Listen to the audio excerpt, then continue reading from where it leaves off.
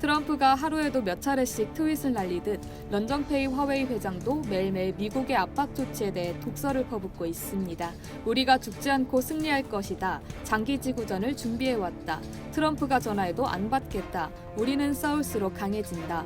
요즘 미디어는 런정페이 어록집이라도 만들어야 할 정도로 그의 발언은 화면과 지면을 뒤덮고 있습니다.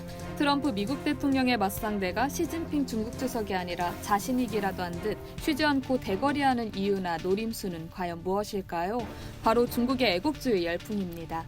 이 열풍은 국가적인 이슈가 생길 때마다 길거리와 미디어를 뒤덮는데요. 관제와 자발성에 얽힌 중국 네티즌의 애국주의가 인터넷과 소셜미디어 상에서 화웨이를 열렬하게 응원하고 있습니다. CNBC에 따르면 웨이보의 화웨이 통신칩은 미국의 공급망에 의존할 필요가 없다는 취지의 해시태그가 5천만 건의 조회수를 기록하기도 했습니다. 이런 지원 사격은 시장에서 현실로 나타났습니다. 한때 중국 시장 점유율이 20%를 넘기도 했던 애플은 7%까지 떨어졌습니다. 반면 화웨이는 29%를 기록하며 애플과의 차이를 4배 이상으로 벌렸습니다. 애국주의 효과로 내수를 끌어올린 것이죠. 화웨이 폰 구입 열풍의 런 회장은 나도 해외에서는 아이폰을 사용한다며 애국심으로 인해 화웨이를 선택할 필요는 없다고 여유를 보이기도 했습니다.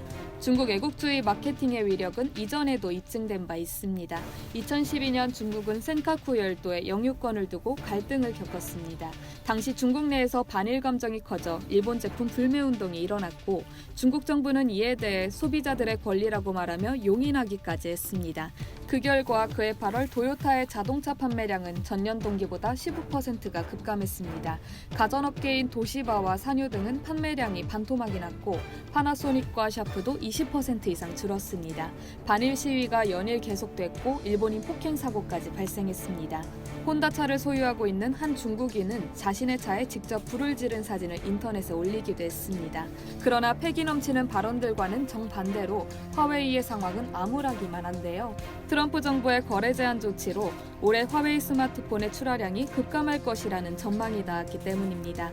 27일 시장조사 업체인 푸본 리서치와 SA는 미국이 화웨이에 대한 제재를 계속할 경우 올해 화웨이 스마트폰 출하량이 최소 4%에서 최대 24%까지 줄어들 것이라고 분석했습니다.